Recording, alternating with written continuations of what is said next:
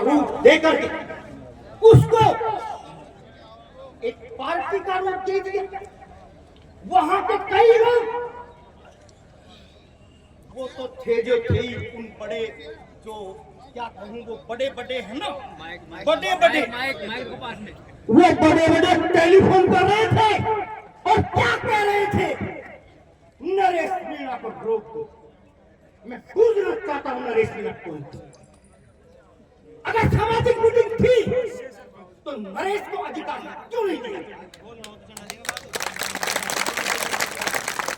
Police प्रशासन ने मैं हत्या नरेश के काफिले को रोक दिया। आपराधिक बेटा, मैं जानना चाहता हूँ क्या अब मुझे समझ में नहीं आ रहा।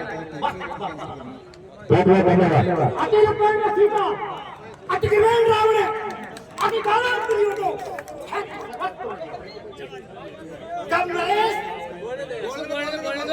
याद रखना, जब अति हो गई, जब अति हो गई, आपको पता है अति का मतलब क्या होता है?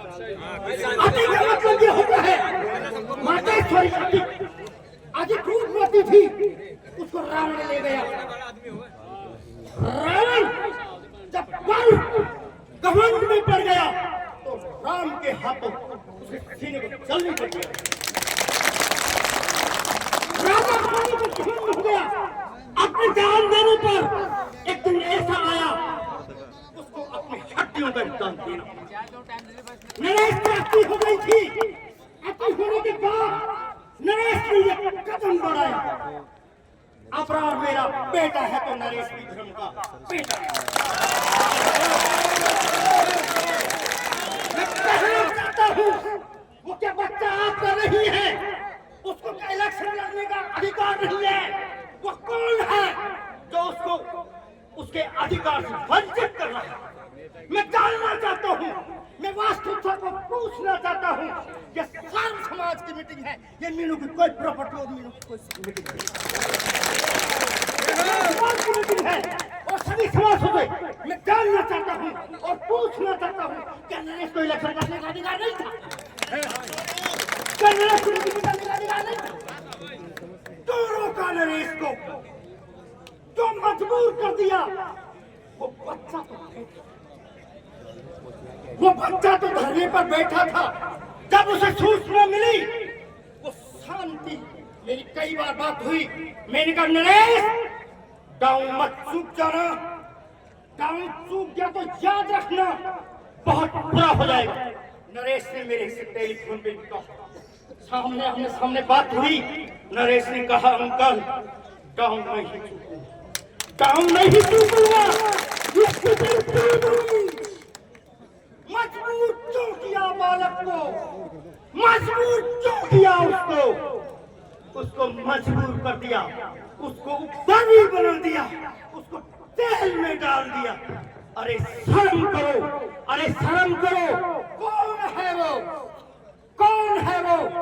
अब ज्यादा वक्त नहीं लेकर के एक बात और कह देना चाहता हूँ। उत्सवे यशने प्राप्ते दुर्भिक्षे शत्रु संकटे राजद्वारे संसारे चाहे तिष्ठति सर्व। जो व्यक्ति अच्छे प्रोग्रामों में उत्सवे यशने प्राप्ते दुर्भिक्षे शत्रु संकटे, अच्छे बुरे कार्यों में जो साथ देता है वो असली भाई होता है। वो भाई भाई नहीं, वो भाई भाई नहीं, चाहे मां के कोख से जन्मा हो, जिसने दुख में संकट में जिसने साथ नहीं दिया। मैं सभी से हाथ जोड़ करके प्रार्थना करता हूँ। समय को मैं बहुत बोलना चाहता था। मैं कहना चाहता हूँ उस बालक को साथ दो, उन पीड़ितों को साथ दो जिनको फंसाया जा रहा है, साथ दो। आगे मर्जी आपकी है। होनहार बालक को मत रोको, मत हत्या करो, याद आएगी। जय जवान जय किसान।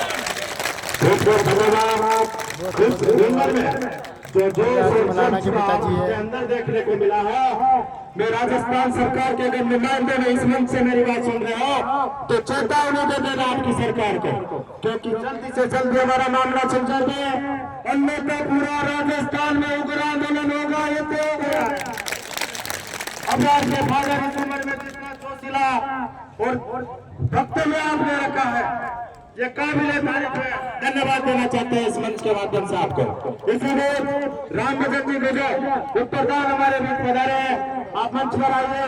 जोजी राम जी गुजर जो बोली से क्रांतिकारी हमारे गांव में हुआ वो सभी ने देखा होगा, लेकिन अब हमारे न्याय के लिए लड़ रहे थे। यही मांग थी कि हमारी तहसील देवली जोड़ने की थी, तो हम सारे बैठकर यही धरना पे बैठे थे कि हमारे मतलब जो तहसील देवली जोड़ दी गई है तो वो बहुत दूर पड़ती है। 95 चीज को लेकर हम सब बैठे थे धरना पर, तो सारा ये हो गया था।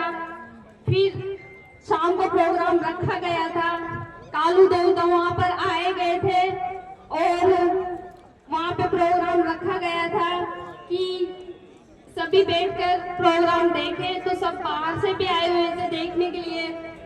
तो 9 बजे पुलिस वालों ने लाठीचार्ज की, तो उन्होंने ना तो बच्चों को देखा, छोटे छोटे बच्चों को नहीं देखा उन लोगों ने, और तो फिर सब पर जुल्म किया है उन लोगों ने। मतलब लाठीचार्ज किसको कहते हैं, हम तो कुछ भी नहीं जानते इस चीज को बारे में। लेकिन जिस दिन उन लोगों ने हमारे साथ पुलिस वालों ने गांव की औरतों के ऊपर ओढ़ने की लुगड़ी नहीं थी, उनके ऊपर सब आंसू वाले फेंके गए थे वहां पे, तो बेहोश हो गए थे छोटे छोटे बच्चे, बहुत सी सारी लेडीज छत पे से गिर गई।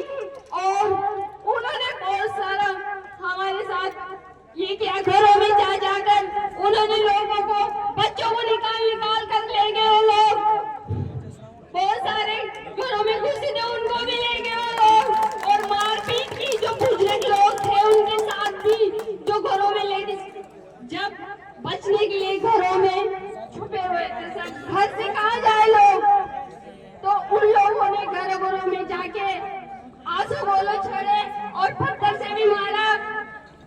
कोई मतलब उन्होंने किसी को नहीं छोड़ा। 3 दिन तक हमारे गांव वाले डर की मारी खेतों पर सोए वो लोग, डर की मारी। क्यों पुलिस वालों ने ऐसा क्यों किया हमारे साथ? आखिर हमारी गलती क्या थी? गलती क्या थी जो लोगों ने हमारे हमला किया हमारे ऊपर? हम मेरे खुद को भाई को ले गए वो पुलिस अरेस्ट करके, लेकिन अब वो सारी जितने भी वहाँ हैं वो मेरे भाई हैं, सब मेरे भाई हैं।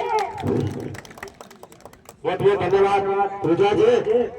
और इस मंच के माध्यम से हम आपको विश्वास दिलाते हैं कि जब तक सम्राटता गांव को लोगों को न्याय नहीं मिलेगा, हम इस आंदोलन को खत्म नहीं होने देंगे। आप विश्वास रखें, दिल में धैर्य रखें। हो सकता है समय परिवर्तन होने में टाइम नहीं लगता।